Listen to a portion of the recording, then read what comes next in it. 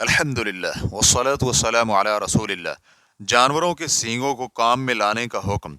सवाल किया गया है, जानवरों के जिंदा या मुर्दा हालत में काटे गए सींगों का क्या हुक्म है, क्या इनसे इस्तिफादा किया जा सकता है? अलजवाब बिऔनिल्लाहि सुब्हानहु व तआला। अगर सींग किसी ऐसे जानवर के हैं जिनका गोश्त खाया जाता है, मसलन शरीयत के मुताबिक ज़बह की गई गाय और बकरी वगैरह, तो इनके सींगों से इस्तिफादा करना जायज़ है, इसमें किसी का इख्तलाफ नहीं है। ताहम जानवरों के सींगों को उनकी ज़िंदगी में काटा जाए या गैर शरई तरीके से ज़बह करने की सूरत में मरने के बाद काटा जाए, तो इनके पाक होने में उलमाए किराम का इख्तलाफ है। चुनांचे मालिकी, शाफ़ई और हम्बली फ़िक़ही मज़हब में मशहूर मौक़िफ़ ये है कि ऐसे सींग नजस हैं।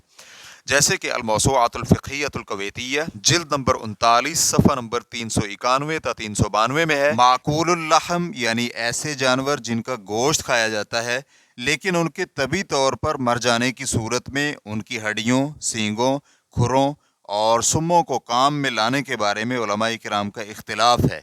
इसके मुताल्लिक उनके दो अक़वाल हैं। पहला कौल शाफ़ई, मालिकी और हम्बली फ़ुक़हाए किराम का है। वो कहते हैं कि ये नजस हैं, इन्हें काम में लगाना हलाल नहीं है।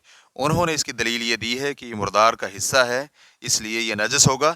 बिल्कुल इसी तरह जैसे जानवर की ज़िंदगी में इसके किसी हिस्से को काटा जाए तो इसका हुक्म मुर्दार वाला ही होगा। इब्न क़ुदामा रहमहुल्लाह कहते हैं, सींग, खुर और सुम का हुक्म भी हड्डी वाला ही है। चुनांचे अगर शरई तरीके से ज़बह शुदा जानवर के हों तो वो पाक हैं, और अगर वो ज़िंदा जानवर के काटे जाएं तो वो नजस हैं, क्योंकि नबी अलैहिस्सलातु वस्सलाम का फरमान है, जिस हिस्से को जानवर के ज़िंदा होते हुए काटा जाए तो वो मुर्दार की तरह है।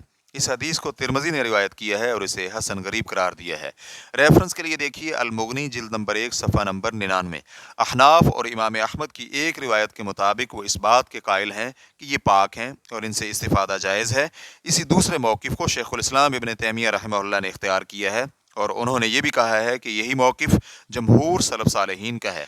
रेफरेंस के लिए देखिए मजमूल फ़तावा जिल्द नंबर 21 सफ़ा नंबर 96 ता 102। इमाम बुखारी रहमहुल्लाह कहते हैं, इमाम ज़ुहरी कहते हैं, मुर्दार जानवर की हड्डी जैसे कि हाथी वगैरह की हड्डियाँ, इनके मुतालिक मैंने सलफ़ सालेहीन में से ऐसे उलमाए किराम को पाया है कि वो इनसे बने हुए कंगों से कंघी किया करते थे और इनसे बनी हुई चीज़ों में तेल रखते थे और वो इनके इस्तेमाल में कोई हरज महसूस नहीं करते थे।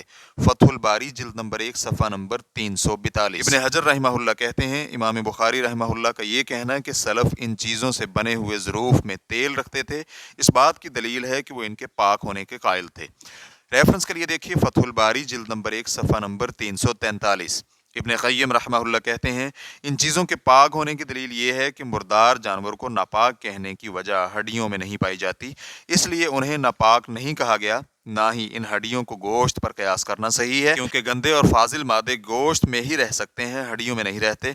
बिल्कुल इसी तरह जैसे किसी जानवर में बहने वाला खून न हो तो उसके मरने की वजह से वो नजस नहीं होता, हालांकि वो तो मुकम्मल जानवर होता है, इसलिए कि उसमें मुर्दार के नजस होने की वजह नहीं पाई गई, तो हड्डी को तो बिलऔला पाक होना चाहिए। तो ये दलील पहली दलील से ज़्यादा कवी है। इस बिना पर मुर्दार की हड्डी फ़रोख्त करना ऐसी सूरत में जायज़ है जब वो किसी पाक जानवर की हो। रेफरेंस के लिए देखिए ज़ादुल मआद जिल्द नंबर 5 सफ़ा नंबर 674। चुनांचे मुर्दार की हड्डियों और सींगों को पाक करार देना बहुत कवी मौक़िफ़ है, जैसे कि ये ज़ाहिर भी है। बस जिस शख्स ने इस मौक़िफ़ को अपनाया तो उस पर कोई हरज नहीं है, और जो शख्स मुहतात कौल को अपनाते हुए मुर्दार की हड्डियों और सींगों से इस्तिफ़ादा नहीं करता तो ये इसके लिए बेहतर है, खुसूसन जब कोई ऐसा मामला हो कि इंसान उससे बच सके और अपनी ज़रूरत को पूरा करने के लिए कोई मुतबादिल ज़रिया भी रखता हो। वल्लाहु तआला अअलम। इस्लाम QA रिकॉर्डिंग्स मुअस्ससतुश शेख मोहम्मद सालेह अल मुनज्जिद अल ममलकतुल अरबिय्यतुस सऊदिय्या फ़तवा नंबर 28883। अस्सलामु अलैकुम व रहमतुल्लाहि व बरकातुहू।